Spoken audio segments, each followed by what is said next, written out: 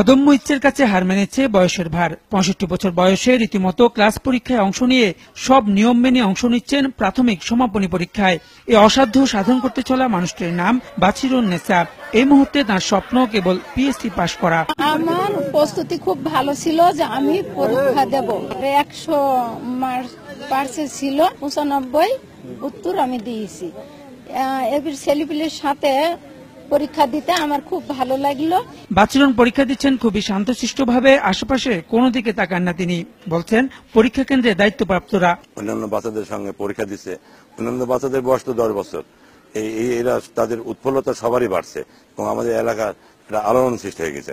বাছিরুন প্রমাণ করে দিয়েছে যে শিক্ষার ক্ষেত্রে কোনো বয়স সীমা নেই, যে কোনো বয়সে শেখা যায় এবং উনি খুব মনোযোগ সহকারে পরীক্ষা দিচ্ছেন। ঠিকমতো সবগুলো পরীক্ষা দিতে পারলে বাছিরুন পিএসসি পাশ করবেন বলে আশা তার সহপাঠী ও শিক্ষকদের।